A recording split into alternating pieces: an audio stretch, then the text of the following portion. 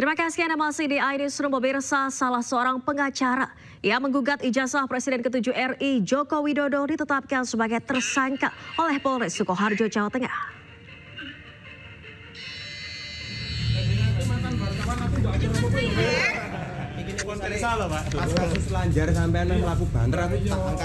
Zainal Mustafa telah ditetapkan sebagai tersangka buntut laporan Asri Purwanti yang dilayangkan pada 16 Oktober 2023 silam. Zainal diduga memalsukan dokumen akademik dengan menggunakan nomor induk mahasiswa dan transkrip nilai milik mahasiswa Universitas Muhammadiyah Surakarta. Surat tersebut kemudian ditelusuri pelapor dengan bersurat ke Lembaga Pelayanan Pendidikan Tinggi Wilayah Jawa Tengah. Hasil penelusuran menunjukkan Zainal lulusan Universitas Surakarta, pindahan dari UMS.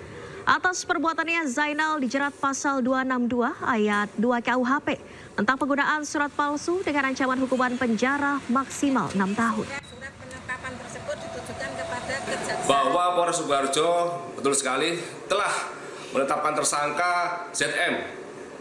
Diduga melakukan tindak pidana menggunakan surat palsu yaitu dokumen kuliah, di mana ZM ini menggunakan NIM mahasiswa yang sudah drop out yang digunakan untuk pindah kuliah dari UMS ke UNSA. Kami layangkan surat panggilan sebagai tersangka. Nanti semoga sudah bisa hadir untuk kami giat untuk pemeriksaan dan segera kami kirim berkas perkaranya. Selanjutnya tentunya saya akan meminta penyidik jajaran Polres Sukoharjo segera memeriksa oknum tersebut, dan karena ancamannya di atas 5 tahun ya mohon diamankan biar tidak ada korban-korban lagi dan tidak berulah terus gitu loh Mas. Dan pemirsa, mantan Menteri Pemuda dan Olahraga Roy Suryo dilaporkan ke Barreskrim Polri atas dugaan ujaran kebencian dan penghasutan terkait tudingan ijazah palsu Presiden ke-7 RI Joko Widodo. Selain Roy Suryo, Dr. Tifa dan ahli digital forensik Rismon Sianipar juga dilaporkan.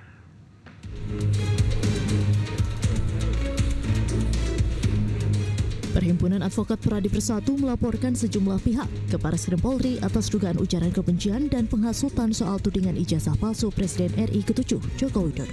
Pelaporan dilakukan pada Kamis sore oleh tim Advocate Public Defender yang dibentuk oleh Pradi Persatu. Adapun 3 orang yang dilaporkan dalam kasus ini diantaranya mantan Menteri Pemuda dan Olahraga Roy Suryo, Dr. Tifa Ziatiasuma, dan ahli digital forensik Risman Sianipar.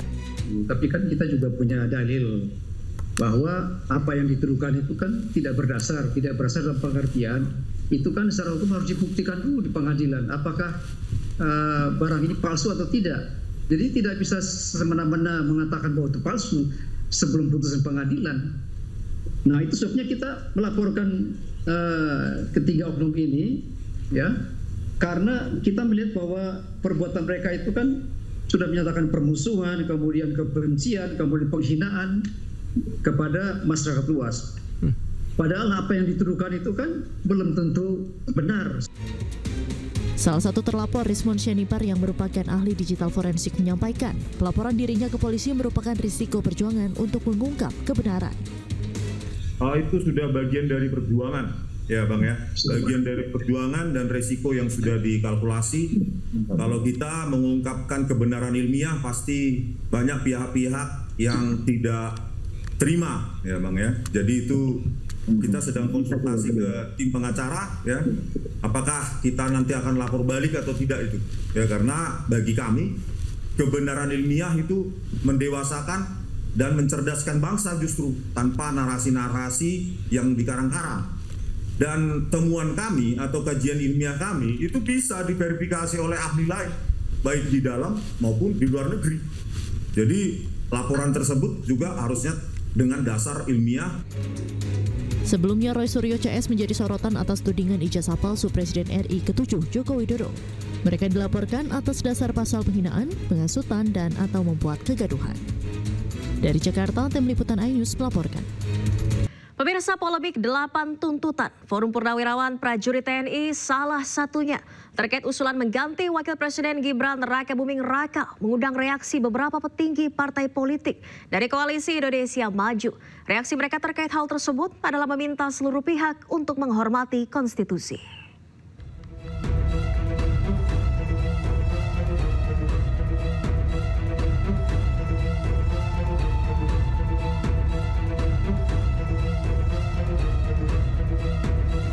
Polemik 8 tuntutan Forum Purnawirawan Prajurit TNI, salah satunya terkait usulan mengganti Wakil Presiden Gibran Rakabuming Raka, mengundang reaksi beberapa petinggi partai politik dari Koalisi Indonesia Maju.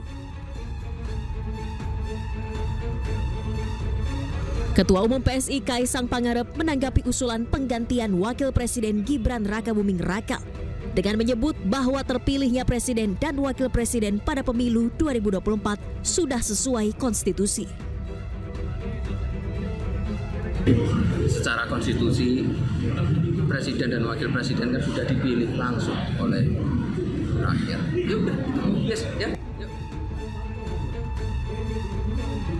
Sementara itu, Ketua Umum Partai Hanura Usman Sabtaodang menegaskan partainya mendukung pemerintahan Presiden Prabowo Subianto karena Presiden dan Wakil Presiden terpilih secara konstitusional.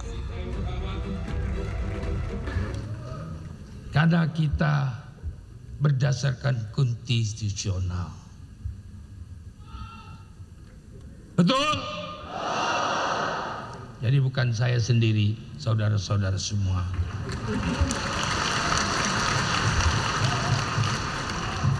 Kita menyadari, kita tahu situasi, kita tahu segala-galanya. Kita tahu siapa yang bermain, kita tahu siapa yang mengadu domba, kita tahu siapa yang menginginkan sesuatu dengan mudah, kita tahu semuanya. Wakil Ketua Umum Golkar Idrus Marham juga memberikan tanggapan terhadap hal tersebut. Idrus mengajak masyarakat agar tidak terpancing dengan tuntutan tersebut dan tidak perlu menguras energi membicarakan tuntutan yang bisa mengganggu persatuan dan kesatuan bangsa. Ya udahlah, jangan kita terpancing olah-mengolah yang justru menimbulkan masalah-masalah yang justru merugikan bangsa kita sendiri. Ya kapan pemerintah ini melakukan gerakan pembangunan Astacita itu kalau misalkan selalu hanya menghabiskan energi pada respon terhadap olah-mengolah itu. Sementara itu, penasihat khusus Presiden bidang politik dan keamanan Jenderal Purnawirawan Wiranto menyebut sikap Presiden Prabowo Subianto menghargai setiap usulan yang disampaikan, namun tidak bisa serta-merta langsung mengambil keputusan. Ia juga meminta masyarakat untuk tidak ikut berpolemik agar tidak muncul kegaduhan.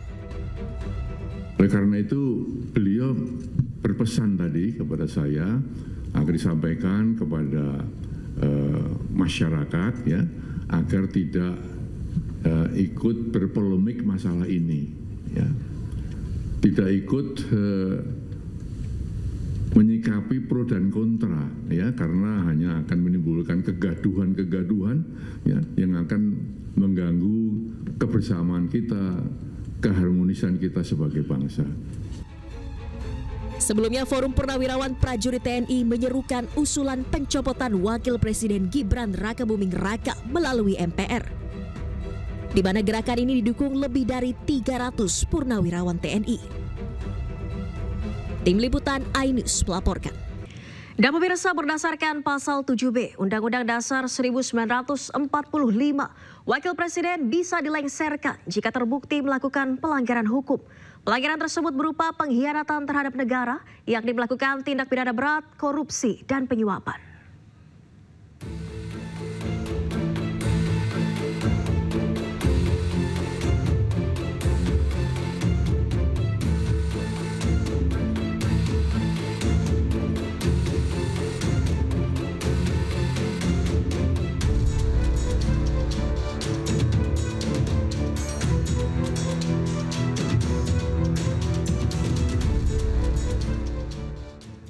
Pemirsa, muncul usulan Solo menjadi daerah istimewa.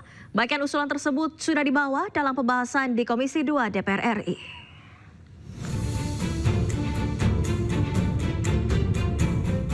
Pemerintah melalui Kementerian Dalam Negeri mulai merespon adanya usulan Solo menjadi daerah istimewa Surakarta, di mana pemerintah akan melakukan kajian dahulu kriteria atas usulan tersebut. Bahkan usulan ini juga sudah masuk di Komisi 2 DPR RI. Pembahasan Solo bersamaan dengan 42 usulan pembentukan provinsi hingga usulan 6 wilayah untuk dijadikan daerah istimewa. Sampai dengan bulan April ini izin kita mendapat banyak PR, ya tadi sudah sampai pimpinan, ya tadi ada 42 usulan provinsi,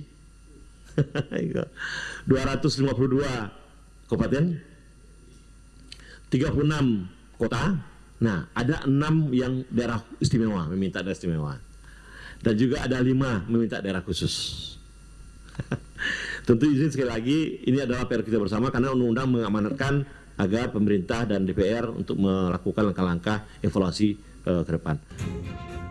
Sementara itu, Wakil Ketua Komisi 2 DPR RI Arya Bima mengatakan semua harus dipertimbangkan dengan matang dan berlandaskan undang-undang. Akan tetapi, ia menilai jangan sampai pemberian daerah keistimewaan ini membuat rasa ketidakadilan dengan daerah-daerah lain. Seperti Solo yang minta pemekaran dari Jawa Tengah dan mengusulkan diri menjadi daerah istimewa Surakarta. Tim Liputan iNews melaporkan. Pemirsa, pemerintah resmi membubarkan Satuan Tugas Pembangunan Infrastruktur Ibu Kota Negara Nusantara. Hal itu dilakukan karena keberadaan Satgas Pembangunan IKN saat ini dinilai tidak terlalu dibutuhkan.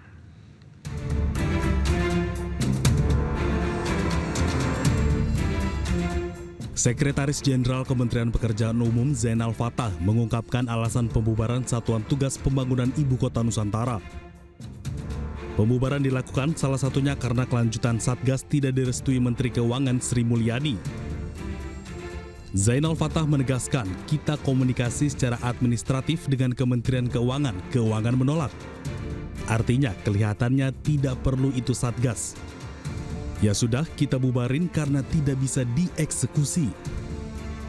Untuk membentuk sebuah Satgas dibutuhkan berbagai dukungan termasuk diantaranya pendanaan.